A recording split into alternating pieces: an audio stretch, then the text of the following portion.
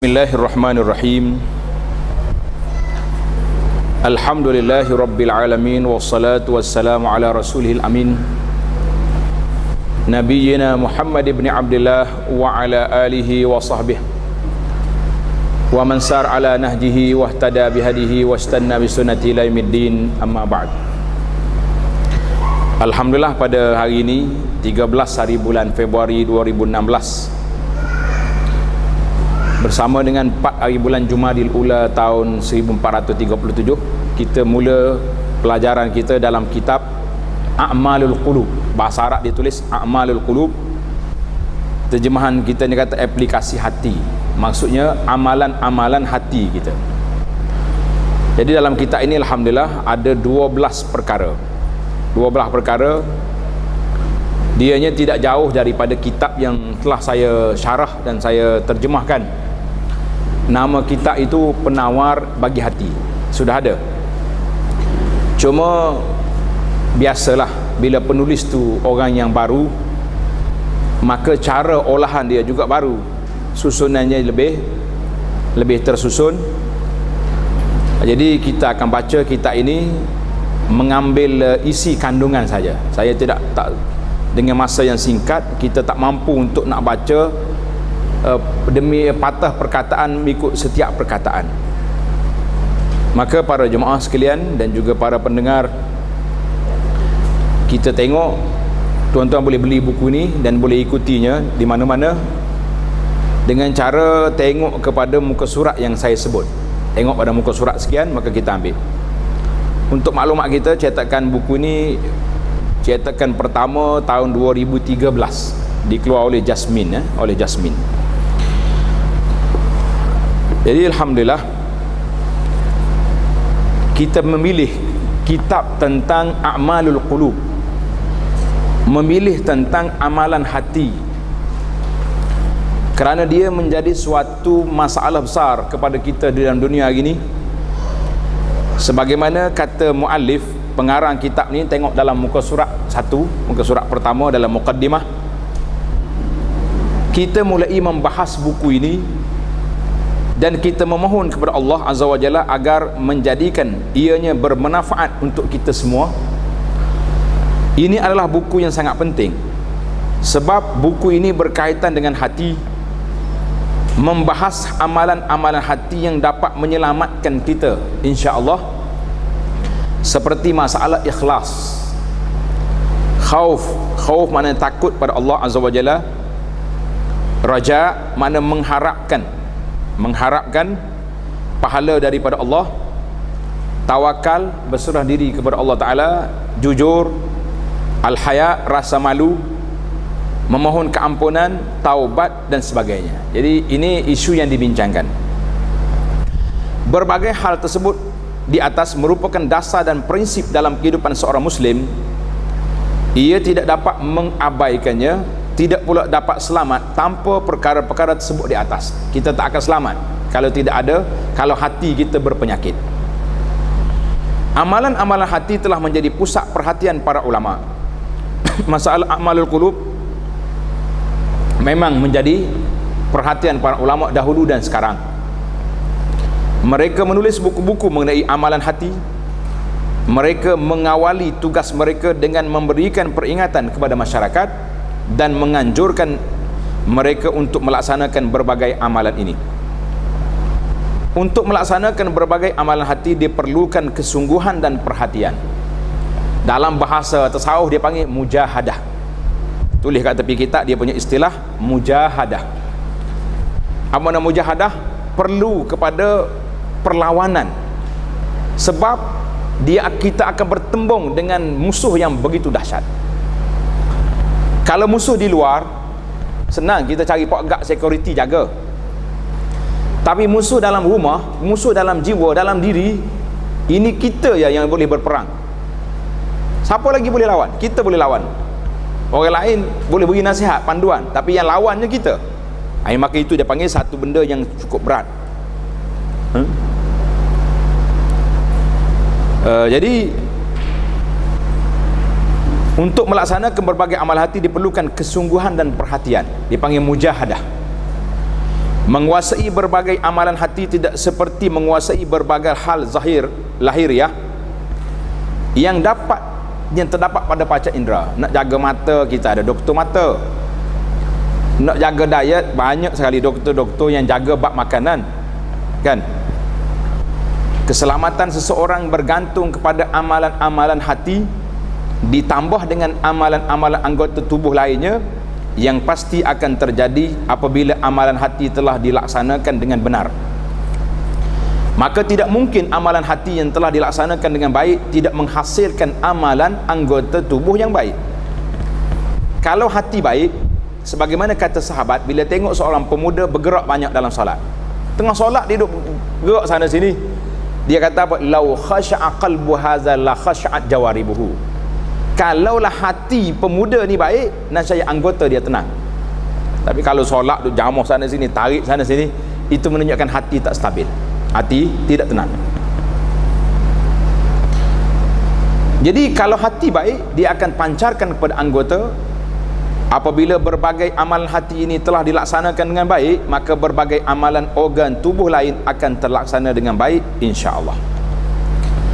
Maka perbincangan awal yang kita akan mula, perbincangan kita kali ini iaitulah dalam bab yang pertama, bab al-ikhlas. Boleh katakan mana-mana kitab, termasuklah Imam Al-Bukhari rahimahullah ta'ala, dia mulakan kitab dia, kitab as-sahih dia mula dengan hadis ikhlas, iaitulah hadis tentang niat. Innamal a'malu bin niat. Amalan itu bergantung kepada niat. Kalau kita niatnya baik kerana Allah Ta'ala, insya-Allah dia akan dapat pulangan yang besar. Tapi kalau kita niat nak nunjuk pada orang, kita niat nak mendapat habuan tu dengan ini, maka niat itu yang akan merusakkan, yang akan menaik taraf atau menurun taraf seorang hamba Allah Ta'ala itu. Maka dipahami di sini, di antara amalan yang pertama dalam amalan hidup kita ni, yang besarnya kita kena buat, iaitulah ikhlas, kerana dia menjadi lubbul ibadah, intipati kepada ibadat. Ibadat kita tu bergantung pada dua perkara. Kita belajar ni pun kena banyak menulis, kena ada pensil tulis. Dia panggil dhabit. Dhabit maknanya tanda. Ibadat itu bergantung kepada dua keadaan. Yang pertama dia panggil ikhlas. Kita buat ibadat itu kerana Allah Ta'ala, ikhlas, niat. Yang kedua, mutaba'atun nabi, ikut yang Nabi kita ajar. Kalau kita ikhlas, oh saya ikhlas lillahi ta'ala ni, tapi ajaran kita tak ikut Nabi, ikut tidak diterima. Kita ikut Nabi 100% amalan kita, pergerakan kita, tapi tidak ikhlas, nak tunjuk orang, nak suruh orang kata kita ni warak, kita ni hebat, itu juga tidak sempurna. Maka ikhlas itu menjadi lubbul ibadah wa ruhuha. Ruh dan inti ibadat duduk di mana? Duduk di ikhlas, yang menjadi asas qabulnya amal seorang manusia ataupun ditolak. Maka ikhlaslah menjadi amalan hati yang terawal, yang besar, yang perlu kita didik. Bila kita tengok kepada ikhlas, apa dia ikhlas? Tengok muka surat 3. Ikhlas merupakan hakikat agama, juga merupakan kunci dakwah para Rasul alaihi wassalatu wassalam. Dakwah Rasul semuanya mengajak manusia supaya mengabdikan diri kepada Allah. Itu dia panggil dakwah para Nabi. Dalam Al-Quranul Karim Allah Ta'ala sebut, wa ma umiru illa liya'budullaha mukhlishina lahuddin. Padahal mereka tidak disuruh kecuali supaya menyembah Allah dengan memurnikan ketaatan, beribadat, ikhlas kepadanya dalam menjalankan agama yang lurus. Surah Al-Bayyinah ayat 5 yang selalu kita baca. Dan ingatlah hanya kepunyaan Allah Ta'ala agama yang bersih. Qulillaha a'bud. Itu dia panggil Allah Ta'ala saja mempunyai agama yang bersih, yang mesti kita kena ikut. Surah Az-Zumar ayat 3. Keikhlasan merupakan inti dan ruh suatu ibadat, kata seorang ulama nama dia Ibnu Hazmin. Ibnu Hazm ini seorang yang hebat tokohnya, seorang dalam ahli fiqahnya dia panggil fiqah zahiri. Fiqah dia mazhab zahiri, salah satu daripada mazhab Islam, tapi pandangan dia agak pelik sikit. Tak apa, yang kita ni kita bincang bab hati. Ibnu Hazm kata niat adalah rahsia ketaatan. Niat dalam berbagai amal perbuatannya bagaikan ruh dalam jasad. Jasad tak boleh hidup tanpa ruh. Demikian juga ibadat kita tidak berperanan, tidak diterima tanpa ikhlas. Dalam ketaatan mustahil terdapat amal perbuatan yang tidak memiliki ruh. Amal perbuatan tanpa niat bagaikan jasad tanpa ruh, iaitulah jasad yang mati. Yang ni kita bimbang hari ni. Kita takut kita buat amalan, tapi amalan kita tu bersifat amalan mayat, iaitulah yang tidak ada pahalanya kerana tidak mengikut, tidak ikhlas kepada Allah Azza wa Jalla. Maka keikhlasan merupakan dasar penerimaan atau penolakan berbagai amal perbuatan. Keikhlasan akan membawa kita kepada kemenangan atau kerugian. Keikhlasan merupakan jalan menuju syurga atau jalan menuju neraka, wal'iyazubillah. Dengan mengamalkan keikhlasan kita akan dapat masuk syurga insya-Allah. Perbincangan yang pertama itu muqaddimah. Kita pergi kepada makna al-ikhlas. Apa dia definisi ikhlas? Orang kata ikhlas ni apa? Kita ni kalau buat benda-benda tulis lalu ikhlas dengan tulus ikhlas, kan? Kita nak bagi sumbangan kepada orang, tapi sampul kita tulus ikhlas. Nama kita besar kat situ. Apakah ikhlas? Nah, ini terpulanglah kepada masing-masing. Pasal tu dalam kitab kita ni dibincang belaka. Bila waktu kita boleh zahirkan ibadat? Bila waktu kita dianjurkan supaya menampakkan kebajikan yang kita buat? Ada tempat. Bukan semua kena rahsia belaka. Kalau rahsia belaka tak ada lah pula orang buat kebajikan. Itu bahaya namanya. Maka makna al-ikhlas itu bahasa Arab dia panggil, ambil daripada khalasa, khulusan, khulasan, dengan makna jernih dan bersih dari pencemaran. Ikhlas maknanya jernih dan bersih. Mana ikhlas? Artinya macam kata-kata orang Arab, khalas asy-syair, artinya suatu menjadi murni. Lafaz ikhlas menunjukkan pengertian bersih, jernih dan suci dari campuran dan pencemaran. Sesuatu yang murni artinya bersih tanpa ada campuran, baik yang bersifat yang kita nampak, benda yang nampak dia panggil ni madiyah atau maknawiyah. Saya tak tahu buku ni bahasa Indonesia mungkin ni. Dia kata materi itu material. Jangan materi dengan makna peteri pula pelekat tak. Materi makna material ataupun maknawi, tulis bahasa Arab. Benda sama ada benda yang nampak itu panggil material. Bersihnya satu baju, tak ada kotor, ataupun bersih maknawi. Orang kata orang ni orang bersih ni, tak ada rasuah, tak ada sakit hati dengan orang, itu dia panggil maknawi. Dikatakan aku memurnikan ketaatanku hanya kepada Allah, artinya hanya bertujuan kepada Allah Azza wa Jalla tanpa riak. Kata Al-Fairuz Abadi dalam kitab kamus dia kata apa? Ikhlaslah kerana Allah artinya meninggalkan riak dan menunjuk-nunjuk. Mana ikhlas itu lawan dia riak, nak tunjuk orang. Jadi kalau kita buat ibadatnya ada unsur nak tunjuk orang, maka itu riak namanya. Maka itu tidak ikhlas. Ini kita bimbang takut hari ni. Dan kalimah ikhlas adalah merupakan istilah tauhid, sebab dia menjadi lambang kepada ibadat dan menjadi orang panggil batu tanda ibadat itu kabul ke tak kabul. Maka dia termasuk dalam perkara tauhid. Orang-orang yang ikhlas adalah mereka yang mengesahkan Allah dan merupakan hamba-hambanya yang terpilih. Hamba yang terpilih itu semua itu perbahasan dari sudut definisi, dari sudut bahasanya macam tu.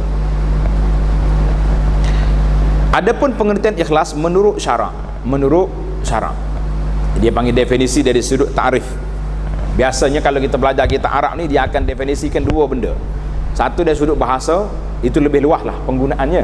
Satu lagi dari sudut syarak. Dari sudut syarak, apa yang dimaksudkan dengan perbincangan kita ini. Dari sudut syarak, al-ikhlas huwa ifradul haqqi subhanahu bil qasdi fit ta'ati, iaitulah mengesakan Allah Ta'ala yang hak dalam berniat melakukan ketaatan, bertujuan hanya kepadanya tanpa mempersekutukannya dengan sesuatu pun. Itu makna ikhlas. Kita buatkan Allah Ta'ala, bukan nak campur dengan benda lain. Maka ungkapan ulama salaf, tuan-tuan kena tulis istilah ni, lepas ni saya tak nak ulang lagi lah. Bila kita kata ulama salaf, maksudnya orang-orang yang terdahulu di kalangan orang soleh terdahulu, di kalangan sahabat, di kalangan tabi'in, di kalangan imam-imam yang besar, ulama-ulama tabi'in seperti Hasan Basri, Al-Thawri, itu dipanggil ulama salaf. Ulama yang ada juga yang mengatakan ulama salaf ini maksudnya ulama kurun yang ketiga ke atas, kurun yang ketiga. Jadi itu definisi salaf. Maka timbullah lepas pada ni akan berlaku pertemuan di antara salaf dengan khalaf. Mana salaf orang yang terdahulu, khalaf orang yang kemudian. Jadi dua-dua tu aliran pemikiran yang ada cara olahan pentafsiran masing-masing. Mungkin kemudian ni pula akan timbul pula perkataan salafi, salafi jihadi, teroris, banyak lagi lah. Itu semua tu campur-campur yang kita sukar untuk. Tapi bila sebut dalam kitab tasawuf ni berkata ulama salaf, maksudnya ulama yang terawal, yang kurun yang ketiga ke atas. Sebagaimana Nabi kita sebut, khairul qurun qarni, sebaik-baik manusia itu kurun aku, orang yang hidup di zaman Nabi. Kemudian summal ladzina yalunahum, kemudian kurun yang kedua, kemudian kurun yang ketiga. Maksudnya kurun yang terbaik, 3 kurun yang pertama itu dipanggil salaf. Panjang lagi lah definisi, saya bagi yang orang panggil khulasah. Kalau sebut berkata ulama salaf, berhubung dengan pengertian ikhlas ini macam-macam. Seperti yang pertama, makna ikhlas itu melakukan amal kerana Allah semata-mata, tiada bahagian bagi lain daripada Allah dalamnya, dan kita kan Allah Ta'ala. Yang kedua, mengesakan Allah Ta'ala yang hak dalam berniat melakukan ketaatan. Dia dekat-dekat je tu, lebih kurang je. Yang ketiga, membersihkan amal dari perhatian makhluk. Kita buat ni orang tengoklah, orang tak tengok kita buat juga. Yang kita takutnya bila kita buat waktu orang tengok, orang tak tengok, malah aku tak ada orang tengok pun. Ini bimbang. Karena itulah bila kita betul-betul nak ikhlas, kita kena ibadat senyap-senyap. Bangun malam waktu orang tidur, solat, tak ada siapa tengok. Ni tak tahan hari ni, bangun malam dah tidur, tapi tak sempat subuh lagi, update dekat Facebook. Mengantuk hari ni, tahajud awal pula. Ini semua ni Facebook ni, tuan-tuan muslimin dan muslimat, saya kata ini di antara alat yang mudah untuk nak merusakkan niat dan keikhlasan kita. Pasal tu kalau kita nak post apa-apa, kita fikir aku ni post ni ada faedah ke tidak untuk umat. Kalau setakat nak nunjuk-nunjuk, nak cari like banyak, itu sudah hilang keikhlasan. Ini yang kita bimbang hari ini. Inilah perkara yang sangat, pertemuan yang saya sebut tadi, pertemuan dalam jiwa lebih berat daripada kita bertembung di medan perang. Medan perang nampak, kalau kita tak kena, dia yang kena. Tapi bertembung dalam jiwa ni siapa nampak? Kita je nampak. Allah Ta'ala yang menilai. Jadi kita tengok siapakah al-mukhlis. Al-mukhlis itu siapa? Orang yang ikhlas. Siapa orang ikhlas? Ialah orang yang tidak peduli meskipun semua penghargaan yang ada dalam hati orang lain itu lenyap, kalau memang harus demikian jalannya. Jadi kalau orang tak puji kita, biar, tak ada masalah apa-apa. Demi meraih kebaikan hubungan hati dengan Allah, sedang dia tidak menginginkan sama sekali ada orang lain yang mengetahui amal kebaikannya, walaupun seberat zarah. Kita tak peduli orang tahu tak tahu. Saya banyak dengar cerita ulama-ulama, guru-guru kita, bila dia pergi haji, Dia pergi senyak-senyak, pekeh-pekeh tak masuk. Dia duduk bawah pokok.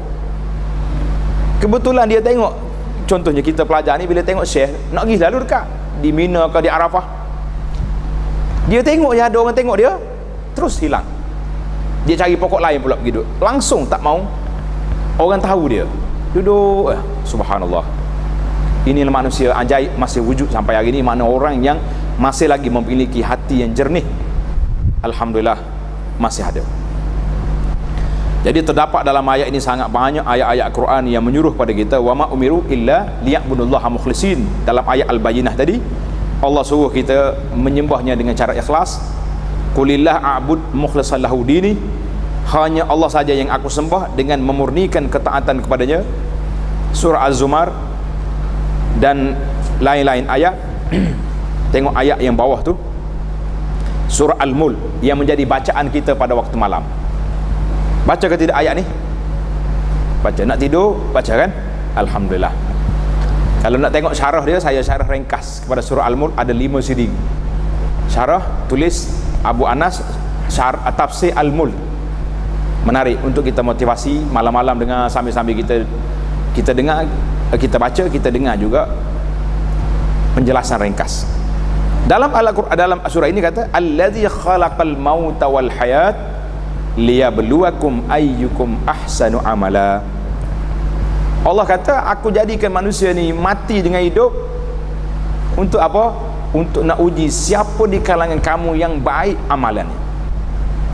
Tuan-tuan tanda muka surat 5 ni sangat penting. Kalau boleh dimasyhurkan, diviralkan dia punya kata-kata Al-Fudail bin Iyad ni. Orang pergi tanya Syekh Fudail bin Iyad rahimahullahu ta'ala tentang makna al-ikhlas. Apa dia? Maka Fudail kata apa dalam sini?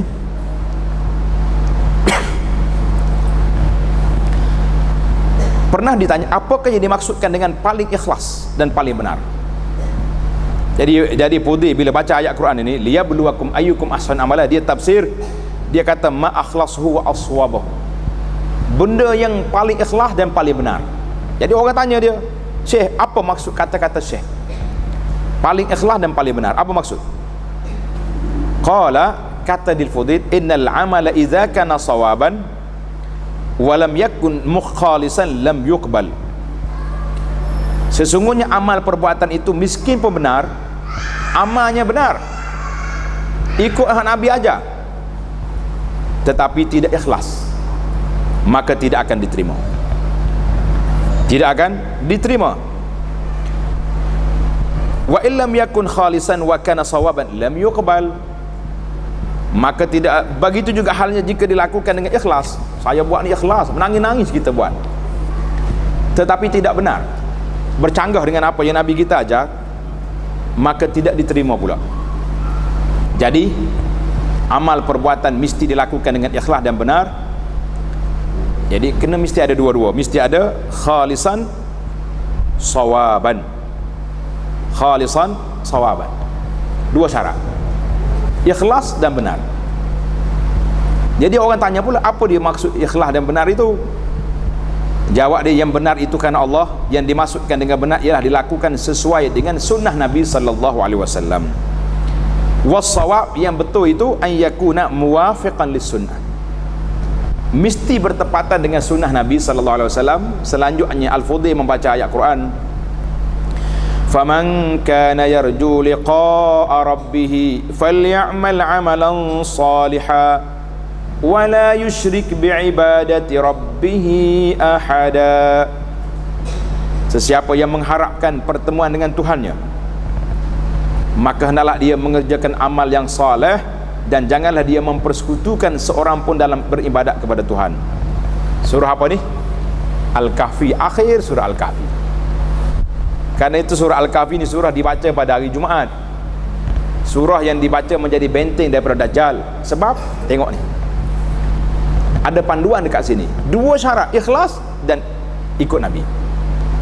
Semua ajaran yang mari menyalahi ajaran Nabi itu apa ni, yang Dajjal bawa, ke siapa bawa, itu kita tak ambil peduli. Surah Al-Kahfi ayat 110. Jadi itu dia panggil as-shawab, yang sawabnya. Kemudian yang dimaksud dengan kebaikan itu, apa dia maksud baik tu, apa dia? Ialah mengerjakan ketaatan dengan niat ikhlas kerana Allah Subhanahu wa taala, serta mengamalkan ihsan bagi mengikuti sunnah Rasulullah sallallahu alaihi wasallam. Orang yang menghendaki dari amalnya hanya keredaan dari Allah, merekalah yang mendapat berita gembira balasan pahala. Jadi ingatlah, siapa dia nak balasan pahala dalam ayat yang kita baca tadi, surah An-Nisa, wa man ahsanu dinan mimman aslama wajhillah wa muhsin.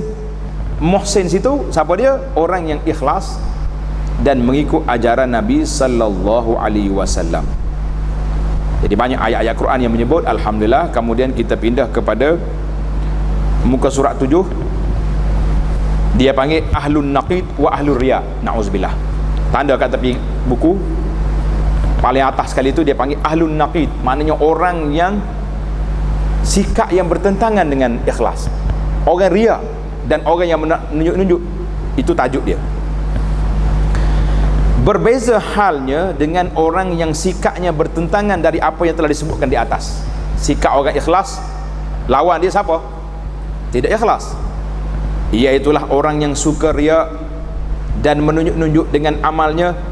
Sesungguhnya Allah mencela mereka dan menyebutkan kesudahan mereka melalui ayat-ayat yang berikut, panjang sekali ayat. Jadi ayatnya Tuhan kata, man kana yuridul hayatad dunya wa zinataha nuwaffi ilaihim a'malahum fiha wa hum fiha la yubkhasun. Sesiapa yang menghendaki kehidupan dunia dan perhiasannya, nescaya kami berikan kepada mereka balasan pekerjaan mereka di dunia dengan sempurna. Dia dapatlah apa yang dia nak atas dunia ni. Orang puji dia, orang sokong dia, orang macam-macam, dan mereka di dunia itu tidak akan dirugikan. Itulah orang-orang yang tidak memperoleh apa-apa di akhirat. Jadi kita ni kadang-kadang duk mikir atas dunia aja. Laisa lahum fil akhirati illa nar. Di akhirat mereka hanya dapat api neraka, wal iyazu billah. Surah Hud ayat 15 dengan 16. Jadi terdapat banyak ayat-ayat dalam ni, tuan-tuan boleh baca, tengok kitab itu. Kemudian kita pergi kepada muka surat 8. Hadis tengok hadis riwayat Al-Bukhari. Apa dia sebut sini? Di antara ada, nah, sesungguhnya semua amal perbuatan itu dinilai berdasarkan niat masing-masing, sebagaimana dalam hadis innamal a'malu binniyat. Innama al-a'malu binniyat. Amalan itu dikira dengan niat yang kita buat. Jadi siapa dia niat baik, ikhlas pada Allah Ta'ala, maka itulah yang dikira. Tapi kalau kita niat tak baik, niat nak ambil satu-satu benda, maka kita dapat itu. Jadi hadis ini, hadis innamal a'malu binniyat ini merupakan hadis yang paling penting. Ada yang paling penting, Rasulullah sallallahu alaihi wasallam telah mengajarkan kepada kita kedudukan niat dalam segala sesuatu yang hendak kita kerjakan, baik dalam mengerjakan solat, puasa, haji ataupun ibadat lain. Mesti ada niat. Kita hari ini niat, tapi kita fokus kepada lafaz niat. Duk belajar ke lafaz niat tu, usolli kan. Setiap benda tak ada masalah. Itu dalam kitab fiqh kita belajarlah. Tetapi yang menjadi betul-betul isi kandungan niat itu, iaitulah keikhlasan hati. Kadang-kadang kita ambil yang zahir, tapi kita tidak bincang yang batin. Maka itu dia panggil kepincangan di dalam menguruskan masalah niat dan juga masalah hati.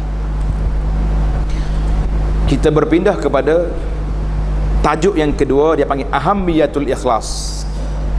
Peranan dan kepentingan ikhlas. Ikhlas tu apa yang penting sangat dia ni? Dalam kitab kita ni sebut dalam ada 8, 9 ataupun banyak. Kita akan baca secara ringkas. Peranan ikhlas.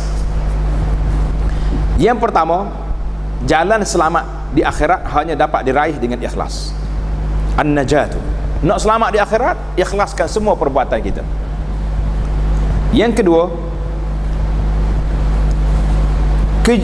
kehidupan hati dan kebebasannya dari kesedihan dunia tidak dapat direalisasikan kecuali dengan keikhlasan.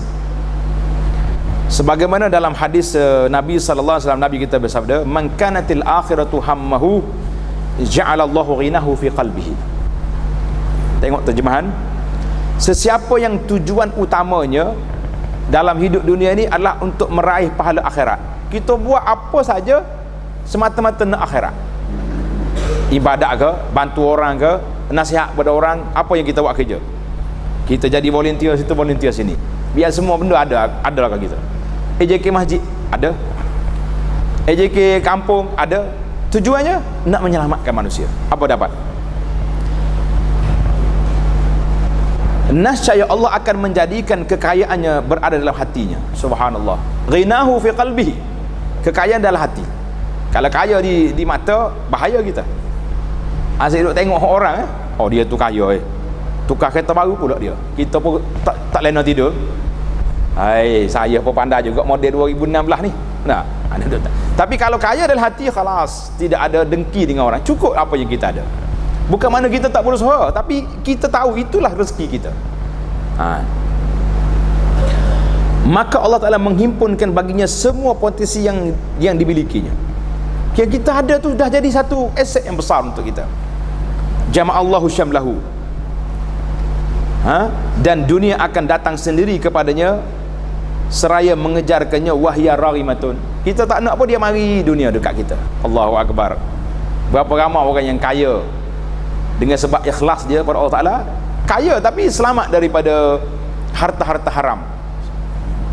Sebaliknya, ini kita bimbang ni, wa man kanatid dunya hammahu, sesiapa yang sebaliknya, siapa yang tujuan utamanya adalah meraih kepentingan dunia, ja'alallahu faqrahu baina ainih, nascaya Allah akan menjadikan kemiskinan yang berada depan mata dia. Miskin, mata dia tu orang panggil mata miskin. Tengok benda semua tamak nak belakang.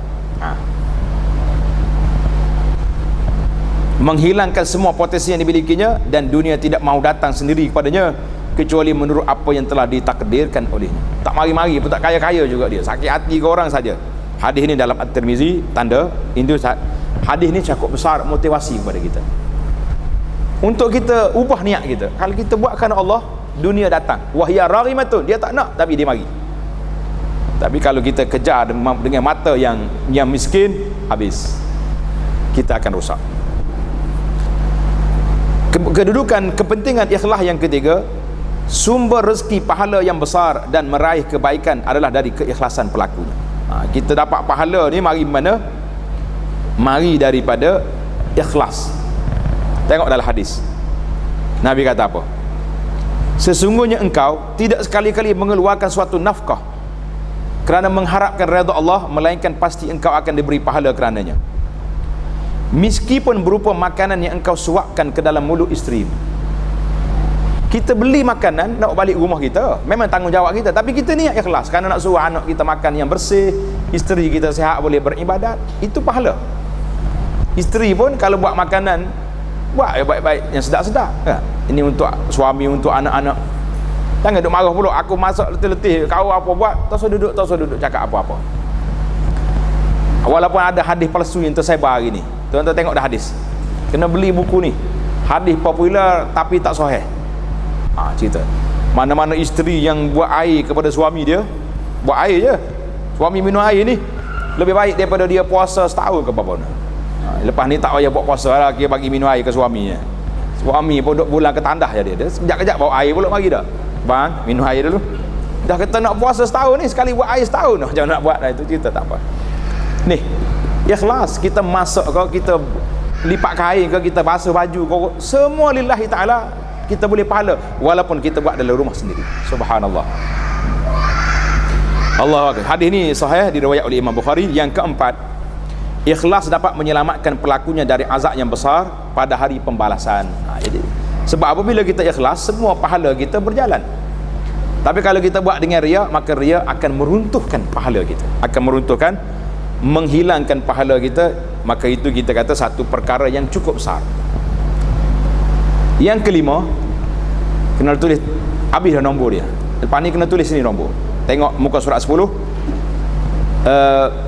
Sehubungan dengan ketiadaan ikhlas dalam menuntut ilmu. Jadi kalau kita menuntut ilmu tapi kita tak dapat pahala, Maka Rasulullah sallallahu alaihi wasallam kata orang ni boleh bencana sesiapa yang mempelajari suatu ilmu yang seharusnya untuk meraih redha Allah, lalu dia tidak mempelajarinya kecuali hanya untuk meraih suatu harta benda dunia. Kita belajar ilmu tapi untuk nak mencari kemasyhuran, nak jadi ustaz selebriti hari ni. Macam-macam ada gelaran-gelaran. Ini channel-channel TV dia bagi gelaran ke pendakwah-pendakwah muda ni, memang merusakkan sebahagian daripadanya. Bangga dia. Cabar orang ni sebab dia sudah ada gelaran tu gelaran ni. Lah, kita mengatakan ini merusakkan. Pasal itulah tok guru kita dulu tak mahu dia. Dia main al-faqih ila Allah gitu.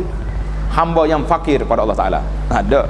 Kita ini kalau tak panggil jawatan kita, peruh ke apa ke, celek mata. Dah, nak mengajar tak semangat. Ini merusakkan. Yang keenam, tulis yang keenam, ikhlas akan menyenangkan hati pelakunya pada hari Allah berfirman kepada orang yang riya. Di hari kiamat esok Allah Ta'ala berfirman kepada orang riya, pergi ambil pahalamu dekat orang yang kamu riya. Jadi orang yang ikhlas selamat. Yang ketujuh, ikhlas akan menyelamatkan pelakunya dari hambatan untuk mendapatkan pahala dan juga dari mengurangkannya. Jadi kalau kita ikhlas, pahala kita stabil, dia tidak akan mengurangkan pahala yang ada itu. Yang ke-8, kita ambil ringkaslah, tuan-tuan boleh baca sendiri cerita yang ada tu. Demikian pula ikhlas merupakan dasar dari amalan hati, sedang pekerjaan anggota tubuh lainnya mengikut padanya dan menjadi pelengkap baginya. Jadi kita ni hak lain-lain itu ikut je, hak lain-lain itu ikut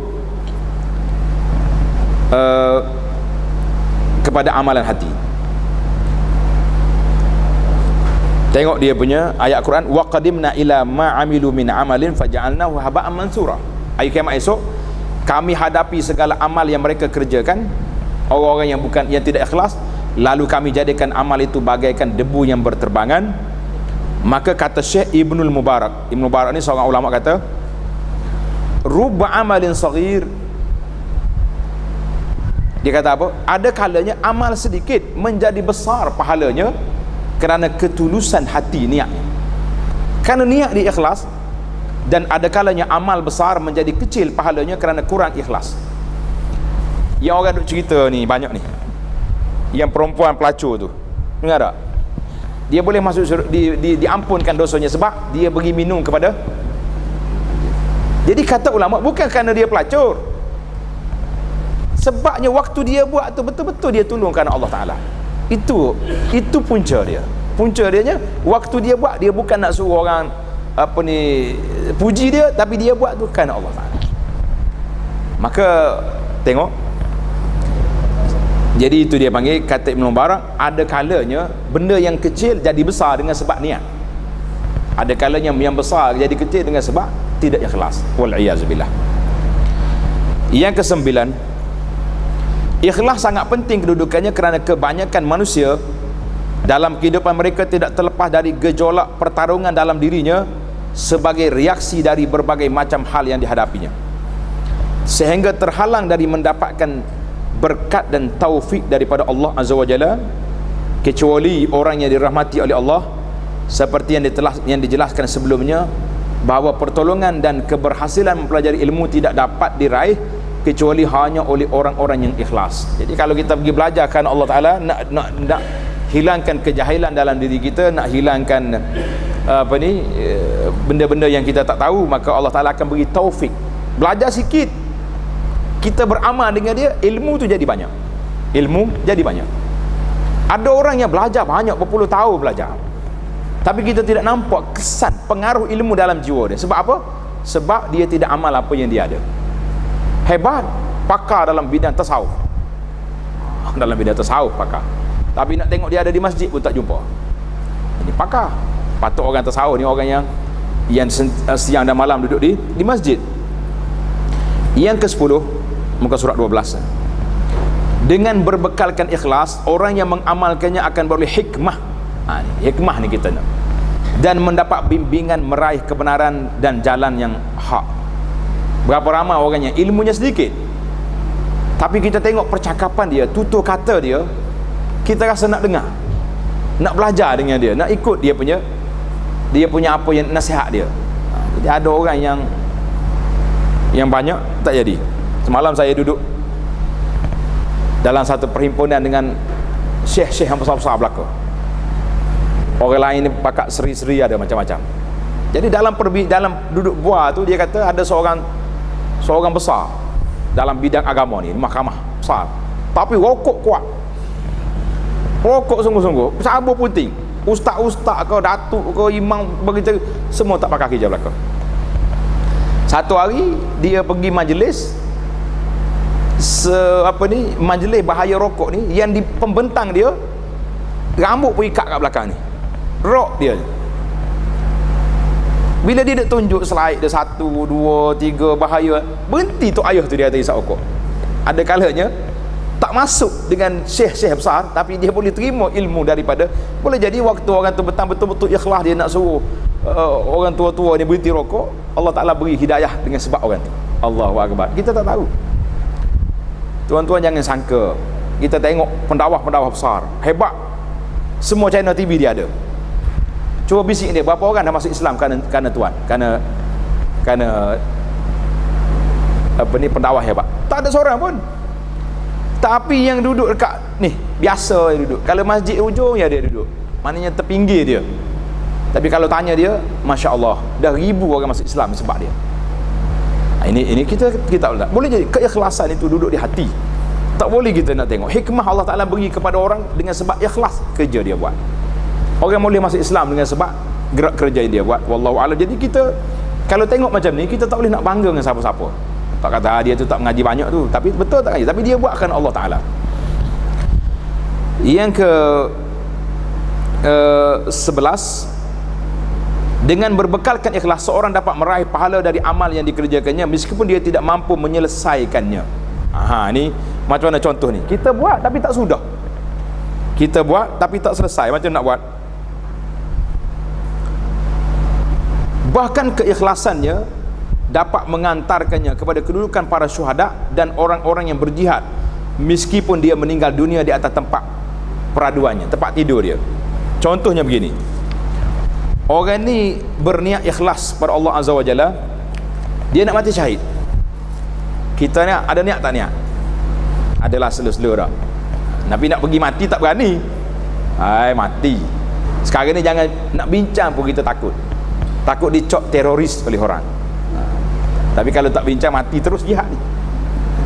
Bincang tak boleh. Lepas pada runtuhnya WTC kan, yang New York, pihak barat telah mengarahkan dunia Islam ni hapuskan silibus jihad dalam pendidikan. Hapus. Kecuali orang mengaji di kitab-kitab ni tak boleh nak hapus dah kitab. Kalau silibus tak ada, itu masalah.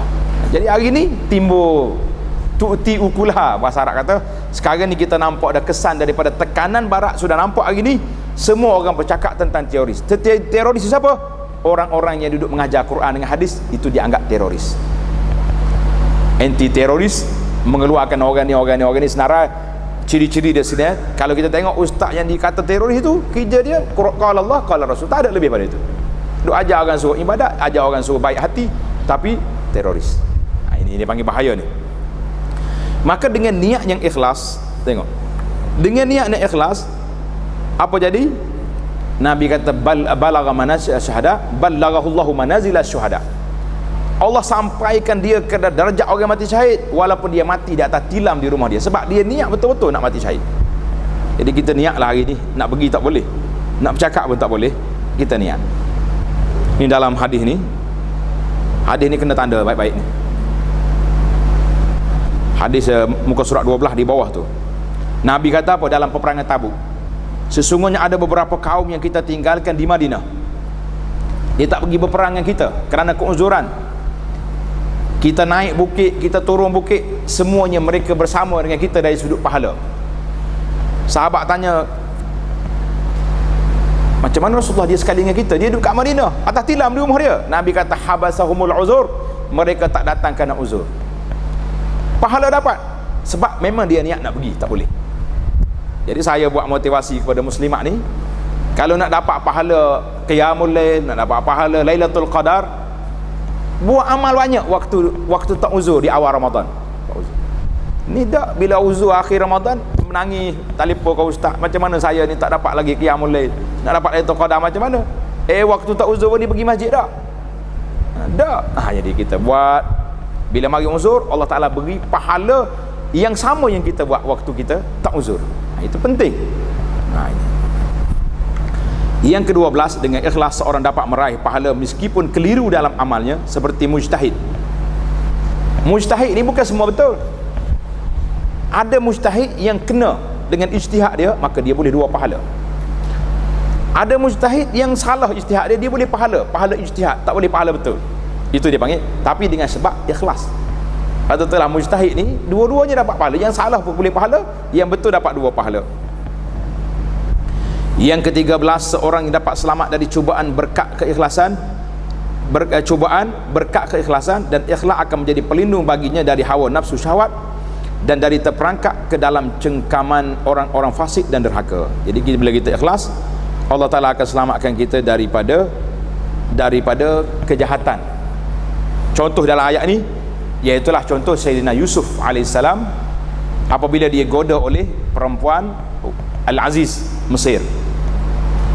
Jadi Allah Ta'ala selamatkan dia dengan sebab dia ikhlas, dia tak mau, maka diselamatkan dia. Yang ke-14, ikhlas dalam bertauhid disebutkan keutamanya oleh Rasulullah sallallahu alaihi wasallam melalui banyak sekali hadis-hadis tentang kelebihan kita ikhlas di dalam tauhid kepada Allah. Tengok hadis ini banyak. Kemudian kita pergi kepada yang ke-15. Yang ke-15,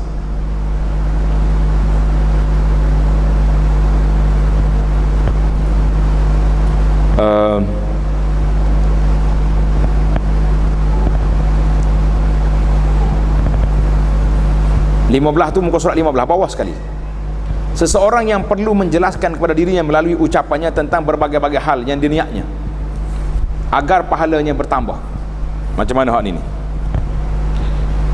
Seperti halnya seorang yang ingin bersedekah tapi tidak punya harta. Kita nak sedekah tapi tak ada harta, lalu dia mengatakan kepada dirinya, seandainya aku punya harta seperti si anu, tentulah aku akan bersedekah. Jadi kita niat molek, niat baik-baik. Saya ni kalau ada harta lah, aku nak derma ni masjid pula kita ni berapa juta lagi nak buat bangunan ni. Kalau aku ada sejuta aku bagi. Kita ada juta rupiah ya ada contoh. Nampak macam mana tak? Itu yang kita ada. Daripada tak ada langsung, juta juga kita pun. Orang panggil jutaan rupiah. Itu tak boleh. Tapi dengan niat kita tadi, kita dapat. Yang ke-16, sesungguhnya sepanjang sejarahnya umat ini telah melahirkan ramai orang-orang yang ikhlas. Perjalanan hidupnya mereka menjadi teladan bagi generasi sesudahnya dan juga menjadi anutan dalam kebaikan. Oleh sebab itu, Allah melakarkan sirah dan sebutan mereka agar dapat dijadikan sebagai anutan, ikutan oleh orang-orang yang sesudahnya, dan menjadi pemimpin mereka adalah Nabi kita Muhammad sallallahu alaihi wasallam, para sahabat yang membela Nabi, para sahabat yang telah berjaya menakluk berbagai negara berkat keikhlasan mereka, dan juga para tabi'in yang mengikut jejak mereka selepas daripada itu. Allahu Akbar. Kalau kita baca dalam buku ni terlalu banyak cerita-cerita keikhlasan. Tuan-tuan baca jangan tak baca ni. Saya bagi kerja rumah dia panggil. Muka surat 16 tu semua kerja-kerja belaka. Kita ambil 1-2 cerita ya. Contohnya seorang yang bernama Abdah bin Sulaiman. Dia kata apa? Pengalamannya, dahulu kami berada dalam satu pasukan khusus. Maknanya dalam kumpulan tentera ni, orang panggil tentera penyerang ni, dalam tentera ni ada seorang Abdullah bin Mubarak. Abdullah bin Mubarak ni manusia ajaib. Setahun dia pergi haji, setahun dia berperang. Tahun ni tak pergi perang, tak pergi haji, dia pergi jihad. Tahun depan dia tak pergi jihad, dia pergi haji. Jadi benda ajaib. Jadi dalam peperangan dengan Rom, setelah kami berhadapan dengan musuh, terjadilah perang sengit selama 1 jam bertempur. Pasukan musuh terpungkul mundur berkat keberanian seorang dari pasukan kaum muslimin. Jadi dalam grup kami ni ada seorang tentera yang muka dia tutup muka. Dia ni lompat sana sini. Tengok dia ni, dia duk kejar musuh. Apa jadi? Setelah perang selesai, pasukan kaum muslimin mengerumuni orang tersebut untuk mengenalnya siapa dia ni. Siapa dia orang ni yang hebat sangat dalam perang tadi. Orang itu mengenakan alas yang menutup wajahnya. Setelah lelaki itu membuka tutup wajahnya, ternyata dia adalah Abdullah bin Mubarak. Subhanallah. Tok guru besar, rupanya dia yang penyerang utama. Maka Abdah bin Sulaiman selaku panglima pasukan berkata dengan nada tidak percaya, ternyata orang yang membuat aku malu adalah engkau. Dia ketua panglima, tapi salah seorang panglima dia tu menyerang lebih kuat, tutup muka tak mau orang kenal. Rupanya dia Abdullah bin Mubarak. Allahu Akbar. Yang kita baca dalam sejarah-sejarah ni, tuan-tuan, ini sangat motivasi yang besar. Bagaimana orang-orang yang berjuang kerana Allah Azza wa Jalla tak mau orang tahu apa yang dia buat. Cerita yang kedua, tengok Yaqulul Hasan al-Basri. Hasan Basri kata apa? Ada orang yang hafal Quran tapi orang tak tahu pun dia. Ada orang yang nafkah banyak tapi orang tak tahu dia. Ada orang yang solat sepanjang malam tapi orang tak tahu dia solat. Sebab senyap je dia, sembunyi je. Allahu Akbar. La ilaha illallah. Ini contoh-contoh yang panjang. Kita boleh tengoklah, baca dalam kitab muka surat 16, 17, muka surat sampai muka surat 18. Tengok amal secara sembunyi itu, amal khalwah. Amalan saya sembunyi lebih disukai oleh para ulama salaf daripada amal secara terang-terangan. Dalam bab amalan peribadi dia suka sembunyi, tapi amal jama'i itu lain. Hamad bin Yazid dia kata apa? Telah mengatakan dalam riwayatnya bahawa dahulu Ayub bila menceritakan suatu hadis, dia langsung tersentuh hatinya hingga air matanya keluar. Saat itu dia memalingkan mukanya seraya bersin dan mengatakan, maaf, saya sedang sersema. Subhanallah. Biasanya kalau sebut Ayub ni, siapa dia? Ayub As-Sakhtiyani, ulama tasawuf yang hebat ni. Jadi kalau dia mengajar hadis, bila sampai waktu nak menangis, dia akan paling muka buat bersin. Maaf saya sersema. Dia takut orang kata dia menangis. Allahu Akbar. Ya, kita kalau tengah menangis tu keluar telefon lalu selfie. Khusyuk hari ni. Dengar ustaz mengajar boleh menangis. Ini apa nak kata? Hasan Basri kata, Allahu Akbar. Dahulu seorang laki-laki dari kalangan ulama salaf bila duduk mengajar di majlisnya dan air matanya hendak keluar, dia berusaha untuk menahannya agar tidak sampai keluar, akan tetapi kerana tertahan dia pun bangkit dan pergi lalu menangis di luar majlis. Tak tahan juga dia keluar, seolah-olah nak keluar ke tandas, pergi menangis kat luar. La ilaha illallah.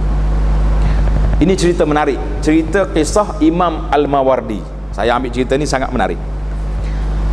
Imam Mawardi punya kisahnya sendiri berhubung dengan taufik ikhlas, berkenaan dengan karya-karya tulisan yang dibuatnya. Imam Mawardi ni banyak tulisan dia. Satu kitab saja nama dia kitab Al-Hawil Kabir. Al-Hawil Kabir ni saja 20 jilid kitab. Apa jadi? Dia telah membuat karya yang cukup banyak mengenai tafsir, fiqh dan cabang ilmu lain.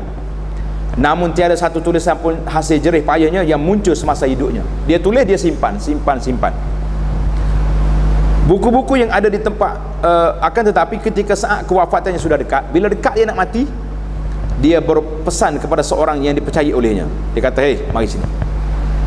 Buku-buku yang ada di tempat sekian-sekian adalah hasil karya tulis aku. Mau pergi di sini, buka dalam tong ada tulisan, itu hak aku punya. Dan aku berpesan kepadamu, jika aku sedang menghadapi saat kematian dan saat nazak, letaklah telapak tanganmu pada telapak tanganku. Jika aku menggenggamnya, ketahuilah bahawa hal itu menunjukkan bahawa dia tak ada satu pun karya tulis aku diterima oleh Allah. Oh, bahaya sekali. Dia kata, kalau aku nak mati, mari tak tanganmu atas tangan aku. Kalau aku pegang tangan gini, maknanya hasil karya aku tu Allah tak terima. Oleh sebab itu aku berpesan padamu agar membawa semua buku itu pada malam hari ke sungai Tigris, pergi campur dalam sungai. Kemudian lemparkanlah semuanya ke dalamnya. Sebaliknya, jika aku membuka tapak tanganku, yang tangan dia terbuka, maka ketahuilah bahawa semuanya itu diterima dariku dan aku berhasil meraih ketulusan niat sebagaimana yang aku dambakan sejak awal. Maka dia mati dalam keadaan tangan dia terbuka, lepas tu baru kitab dia dicetak, lepas dia mati. Allahu Akbar. Dia panggil cerita Imam Al-Mawardi. Setelah kematian datang menjemputnya, ternyata dia membukakan telapak tangannya, maka sudah itu barulah buku-bukunya diterbitkan. Kita hari ni duk marah ke penerbit, lambat terbit buku kita ni. Sebab nak mudah nak tanda tangan tak? Orang mari duduk mari, ustaz tanda tangan dia sikit, penat kita tak? Tanda tangan satu hal, royalty lagi. Innalillahi wa inna ilaihi raji'un. Kalau itulah matlamat kita tulis buku, baik tak? Jangan tulis. Tapi kita tulis buku semata-mata insya-Allah taala kerana kita nak beri maklumat yang sahih pada masyarakat dan nak didik supaya orang membaca. Insya-Allah mudah-mudahan Tuhan beri pahala yang besar. Tajuk yang ketiga, beberapa pendapat ulama berkaitan dengan ikhlas. Pendapat ulama tentang ikhlas ni apa benda? Seorang ulama nama dia Ibrahim bin Adham rahimahullah taala mengata, Allah tidak membenarkan seorang hamba yang menyukai syuhrah, kemasyhuran. Tulis ketenaran tu mana kemasyhuran. Ma sadaqallahu amdan habba syuhrah. Siapa dia nak cari kemasyhuran, Allah Taala tidak benarkan niat dia tu. Sebahagian daripada mereka mengatakan, baiklah kita ambil daripada beberapa orang ulama yang sebut di sini yang pendek sikit. Kata Sufyan Ats-Tsauri rahimahullah, aku belum pernah menanggung sesuatu yang lebih berat bagiku selain daripada nak membetulkan niat. Berat kerja betul niat. Kata di Yahya bin Abi Katsir, belajarlah berniat kerana sungguhnya niat itu lebih menyentuh daripada amal perbuatan. Belajar baiki niat kita. Kalau kita ada masalah dengan niat, maka kita belajar. Jadi itulah di antara nama-nama yang disebut dalam kitab kita ni, berpuluh nama untuk kita ambil pandangan mereka tentang niat. Kita pergi muka surat 23, di antara pendapat yang mendefinisikan tentang ikhlas adalah seperti berikut. Apa dia kata-kata ulama tentang ikhlas? Yang pertama, melupakan perhatian makhluk dengan sentiasa memandang kepada Khalik. Jangan duk kira orang puji tak puji. Yang pentingnya Allah Ta'ala sudah tengok. Yang kedua, mengesahkan Allah yang hak dalam berniat dan melakukan ketaatan. Yang ketiga, menyamakan amal zahir dan amal batin. Ada orang pun sama, tak ada orang pun sama. Yang keempat, sesiapa yang menghiasi dirinya di mata orang lain dengan sesuatu sedang dia tidak wajar menyandangnya, nescaya dia tidak akan dihargai pada pandangan Allah Azza wa Jalla. Ini dia panggil kata-kata ulama tentang ikhlas. Kemudian kita pergi kepada isu yang keempat, perkara-perkara yang mesti diambil kira dalam masalah ikhlas. Apa yang kita nak ambil? Ini penting ni dalam sudut pelaksanaan. Yang pertama, bilakah menonjolkan menzahirkan amal ketaatan itu dianjurkan oleh syarak? Ini kita nak tahu juga. Nanti kita lepas ni semua senyap, ya tak ada apa. Bilakah kita boleh zahirkan amal kebajikan kita? Bila? Ini saya kira penting ini. Sebab dari sudut amali, jawabnya, berhubung dengan perkara ini, Ibnu Qudamah menyebutkan dalam beberapa perbahasan yang menerangkan tentang bolehnya berniat menunjukkan amal ketaatan. Dia mengatakan bahawa menunjukkan amal ketaatan memang mengandungi faedah yang dapat dijadikan tauladan oleh orang lain. Jadi kalau kita tunjuk ni orang lain akan ikut, maka kita buat. Dan memang di antara amal perbuatan ada yang tidak mungkin disembunyikan, seperti haji dan jihad. Kita nak pergi haji, macam mana boleh sembunyi? 40 hari hilang. Nak pergi jihad, takkan nak sembunyi? Maka kita boleh pergi. Oleh itu, untuk itu bagi orang yang melaksanakannya, hendaklah sentiasa mengawasi hatinya agar tidak dibiarkan disusupi oleh perasaan riak yang tersembunyi, tetapi harus membulatkan niatnya agar layak dijadikan tauladan dan ikutan bagi orang lain. Jadi ini ada sahabat-sahabat kita bila nak pergi haji, dia tak bagi tahu pada kawan-kawan dia. Kononnya dia takut orang pergi bersalam, bagi duit kat dia. Saya kata tak apa, orang nak bersalam, salam ya. Orang bagi duit awak letak dah sampul. Sampai di Mekah, kita buat kenduri, sembelih kambing, nasi mandi dah. Ini duit kawan-kawan kita, pahala sampai kepada dia orang tu. Tak. Kenapa sampai nak sembunyi? Jadi masalah sembunyi nak pergi ibadat ni, nak pergi haji tak boleh disembunyikan, sebab kita pergi tu mesti dengan masa yang lama, jarak yang jauh. Itu masalah yang pertama. Masalah ini memerlukan perbincangan. Ada perbuatan yang dianjurkan oleh sunnah untuk dikerjakan secara rahsia, dan ada perbuatan yang dianjurkan oleh sunnah untuk dikerjakan dengan terang-terangan. Maka amalan yang dikerjakan secara rahsia ataupun terang-terangan, jika orang yang bersangkutan termasuk orang yang kuat menanggung pujian orang lain atau celaan mereka, maka bagi dia boleh dilakukan secara terang-terang. Jadi kalau kita rasa orang puji tak memberi kesan, tak apa kita buat. Tapi kalau kena puji sikit, semangat selalu. Kena kritik sikit, huru-hara, jangan tunjuk, sebab ini merusakkan amalan kita. Itu dia panggil perkara yang pertama, kita kena ingat. Yang kedua, meninggalkan amal soleh kerana takut riak, sama halnya dengan jalan yang sangat licik, lagi menggelincirkan. Jadi kita kenapa tak buat amal tu? Takut riak. La. Kata Al-Fudail bin Iyad, meninggalkan amal soleh kerana manusia adalah riak. Awak saya tengok tak solat dah sunat lepas sembahyang fardu, solat rawatib tak boleh, takut orang kata saya warang. Tinggal tu riak dah tu. Nak suruh orang kata kita tak warang. Jangan main. Tinggal kerana orang, riak. Tapi kalau kita tinggal kerana nak klik solat di rumah, itu tak apa. Jangan tinggal kerana manusia.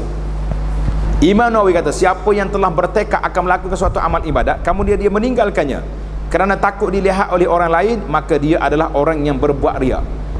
Jadi jangan kaitanlah kita dengan manusia, jangan. Yang ketiga, sesungguhnya orang yang menyeru untuk menyembunyikan semua amal soleh dari orang, semua jangan buat amal secara terang-terangan, maka dia adalah manusia yang busuk. Sebab punuh habis dunia, tak ada orang buat amal dah lah. Senyap masjid, tak ada orang baca Quran, tak ada orang solat. Sebab jangan nak baca Quran, jangan baca, orang tengok tu, jadi awak riak. Jadi akhir sekali rusak habis dunia ni, sebab tak ada orang buat amal. Yang kita kena betulkan bagaimana cara nak buat amal tu. Jangan duduk ikut dia punya kerana yang dibuat oleh manusia, kerana ini sangat bahaya. Jadi banyak lagi lah. Tengok muka surat 30. Ada beberapa hal yang dikira termasuk riak, padahal bukan termasuk riak. Bukan riak. Contohnya seorang yang melihat ahli ibadat, kita tengok orang ni kuat ibadat, lalu dia menjadi semangat untuk melakukan ibadat kerana telah melihat orang yang lebih bersemangat daripadanya. Kenapa awak berkuat baca Quran hari ni? Allah, saya tengok sahabat kita tu baru balik Mekah semangat, saya pun semangat juga. Itu tak apa, tidak jadi masalah. So, mengenakan pakaian dan sepatu yang baik, lagi indah juga wangian yang baik, sehingga baik penampilan maupun baunya menjadi baik lagi harum, itu juga tidak riak. Tapi kalau kita dah ada, tak ada masalah, pakailah baju. Tapi kalau pakai nak menunjuk, itu yang jadi masalah. Baiklah, kita pergi kepada tanda-tanda ikhlas. InsyaAllah alamatul ikhlas. Yang pertama, bersemangat dengan beramal untuk agama, bukan kerana benda-benda lain. Satu. Yang kedua, amal yang dilakukan secara rahsia lebih banyak jumlahnya daripada amal yang dilakukan secara terang-terangan. Manakala kita solat di masjid 2 rakaat je, tahiyatul masjid, qabliyah, ba'diyah, tapi di rumah masya-Allah berpuluh rakaat kita solat, dengan witirnya, dengan tahajudnya, dengan duhanya. Yang ketiga, bersegera dalam mengerjakan amal kebaikan dan menuai pahala. Jadi cepat kita buat benda baik, sari'u, cepat. Yang ketiga, sabar, bertahan dan tidak mengeluh dalam mengerjakan amal kebajikan. Jangan duduk main, Allah letih, Allahu akbar, baca panjang pula imam tu, jadi duduk marah padahal kita. Yang kelima, al-hirs maknanya sangat semangat. Apa dia antusias tu, tulis sangat bersemangat dalam menyembunyikan amal kebajikan. Sungguh kita hirs, suka sangat kita sembunyikan amal baik kita, suka. Yang keenam, mengerjakan amal baik dengan rapi dan simpan secara rahsia. Tak usah nak tunjuk lah, tanya, jangan. Yang ketujuh, memperbanyakkan amal kebaikan yang dilakukan secara rahsia. Yang ke-8, beberapa itu dia panggil 7 tanda-tanda ikhlas. Yang pentingnya banyak rahsia lah dalam ibadat kita. Perbincangan yang ke-6, beberapa persoalan tentang ikhlas. Ini penting. Jadi orang panggil sebagai penutup, beberapa isu ni banyak ditanya, kita sendiri bertanya. Saya baca tajuk, tuan-tuan baca jawapan di rumah ni. Yang pertama, bagaimana halnya orang yang ikut perlombaan demi meraih hadiah? Contohnya, kita buat musabaqah pertandingan hafal Quran. Masjid kita ni ada tak hafal Quran? Kita ambil orang yang tua-tua ni, tandingan hafal Quran tos banyak, hafal surah Yasin kita kata. Oh, kita pun masuk kerana nak hamba. Dia ada hadiah. Boleh hadiah apa-apa lah. Boleh tak boleh? Jawab dianya menurut niat masing-masing. Kalau kita masuk tu kerana semata-mata hadiah ya, ataupun kita masuk ni sebab nak bagi semangat supaya kita kuat mengapa, selamat kita, boleh. Ataupun kita masuk dalam pertandingan penulisan ilmiah cerita Nabi, jadi kita niatnya supaya hasil tulisan kita dibaca oleh orang manfaat, maka itu berfaedah. Soalan yang kedua, bagaimana halnya dengan seorang yang melanjutkan pelajaran sampai ke universiti dengan niat hanya untuk meraih ijazah, bukan untuk meraih ilmu? Soalan dia ni berat-berat belakang. Jawab dianya, orang yang bersangkutan hanya akan mendapat imbalan sesuai dengan yang diniatkannya. Kalau dia niat ngaji nak CJ, dia dapat kerja, boleh gaji. Tapi kalau dia niat, sama juga dengan kita minta jawatan mengajar Quran, agama, khutbah, imam, memberi fatwa. Jadi kalau kita niat nak cari pulangan saja, kita dapat yang tu, tapi kita tidak dapat pahala. Tapi kalau kita niat nak ambil pahala, tapi orang bagi sumbangan kita ambil, maka itu tidak menjadi masalah. Dalam kaedah fiqh kata, tanda kat bawah tu, dia kata beza antara orang yang pergi haji untuk mengambil keuntungan dan orang yang meraih keuntungan untuk haji. Orang yang meraih keuntungan untuk haji, contoh dia kata apa ni, hajjal ya'khuz, kita pergi haji kerana nak ambil duit upah, ataupun kita ambil upah kerana nak pergi haji. Nampak tak beza tu? Kenapa pergi Mekah ni? Cari duit. Orang bagi 10,000 dapat duit lah. Kenapa ambil upah haji? Sebab saya nak pergi haji, nak pergi Mekah, walaupun atas nama orang lain, tapi kita dapat duduk Arafah, dapat tawaf, dapat sa'i, dapat melontar, maka orang ni boleh pahala atas niat. Kenapa awak ambil jawatan imam? Sebab kalau dapat jawatan imam, saya mesti jaga solat jemaah, betul tak? Mana imam tak pergi solat jemaah? Kecuali imam-imam yang memang berniat tak baik, nak ambil duit saja, dia tak akan mari masjid, duduk rumah pergi masjid, dia tak mari masjid kecuali waktu tugas. Itu berat. Ini masalah kita hari ni. Kita tengok kepada nilai kita. Sama jugalah dengan penceramah-penceramah ni. Kita pergi kerana duit ke kerana kita nak pergi menyampaikan ilmu? Ini bahaya. Pasal itulah saya bimbang hari ni bila ada penceramah yang masyhur nak panggil saya ni, berapa mau bayar? 1,500 boleh? 1 jam ceramah 1,500. 3,000 pun ada. Jadi ceramah agama dah jadi ceramah motivasi, itu bahaya. Yang ketiga, ni soalan menarik ni. Janggut saya panjang. Dia punya janggut panjang. Bolehkah saya cukur? Takut riak. Jadi syekh ni mazhab dia mazhab tak boleh cukur janggut. Dia kata tidak boleh, kerana Rasulullah kata a'ful lihya, simpan janggut. Jadi macam mana awak nak cukur? Dan dia tak boleh cukur. Yang keempat, bolehkah seorang melakukan sesuatu amal untuk kepentingan umum, seperti menyediakan air minuman di jalan-jalan, lalu dia menisbahkan hasil kerjanya kepada orang lain? Kita duk buat jamuan, buatkan masjid. Siapa taja hari ni? Adalah hamba Allah Ta'ala. Dia tak mau bagi tahu dia. Boleh tak boleh? Boleh lah. Sebab kita ni hamba Allah ke tidak? Jadi tidak bohong nama macam tu. Jadi kalau kita nak jaga hati, kita kata siapa dia bagi sumbangan makan malam ni? Hamba Allah bagi. Terus duk tanya siapa hamba Allah tu? Kita tahu dia sendiri itu hamba Allah. Yang kelima, bagaimana dengan orang yang baik niatnya tapi tidak melakukan apa yang diniatkannya? Dia niat saja, tak buat dak. Jadi tak jadi. Ini sama dengan orang yang sama dengan bohong. Memang dia kata nak buatnya tapi tidak sungguh. Berbeza dengan hadis tadi. Memang nak mati syahid sungguh tapi tak dapat. Yang keenam, saya ingin mati syahid untuk memerdekakan Palestin, tapi saya baru usia muda lagi. Maka jawab Syekh, tak menjadi masalah.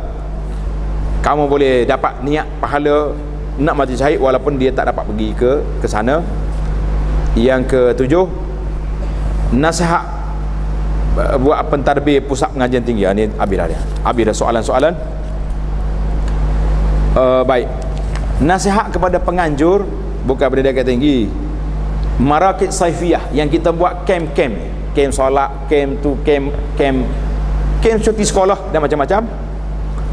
Jadi jawab dianya, tidak boleh tergesa-gesa dalam memilih pemimpin dari kalangan para mahasiswa untuk memimpin teman-temannya. Maksudnya macam kita hari ni lah buat program reality ni, TV ni. Ini pun bahaya juga, sebab bila budak ni terlalu muda, dah naik jadi mendapat gelaran-gelaran selebriti, maka dia akan bahaya. Yang ke 8, saya berangan-angan ingin mempunyai harta tapi tak dapat. Maka kita kata tadi, dengan niat dia yang baik, dia dapat pahala. Yang ke 9, apakah mendapat pahala orang yang berjihad melawan nafsu yang menginginkan riak? Jawabnya, dia dapat pahala kerana kedudukannya sama dengan orang yang berjihad di medan peperangan. Jadi dia lawan nafsu tapi ada masalah riak di sini. Jadi nafsu nak riak, betul ayat tu. Ini payah ni. Saya kalau baca terjemahan kena ada asli dia. Pahala orang yang berjihad melawan nafsunya, nafsu dia nak riak, dia lawan, boleh pahala ke tidak? Jawabnya boleh pahala, sebab riak tu bahaya. Yang terakhir sekali, soalan yang ke-10, bagaimana cara supaya saya boleh menjadikan masa belajar universiti kerana Allah Ta'ala? Jawabnya, betulkan niat kita kerana Allah. InsyaAllah kita akan dapat apa yang kita nak. InsyaAllah kita akan sambung lagi dalam siri yang akan datang dalam bab at-tawakkal, tawakal kepada Allah Azza wa Jalla, dalam jalsah kita yang akan datang. Subhanakallahumma wa bihamdika, asyhadu an la ilaha illa anta, astaghfiruka wa atubu ilaih. Wa sallallahu ala nabiyyina Muhammad wa ala alihi wa sahbihi ajma'in, walhamdulillahi rabbil alamin.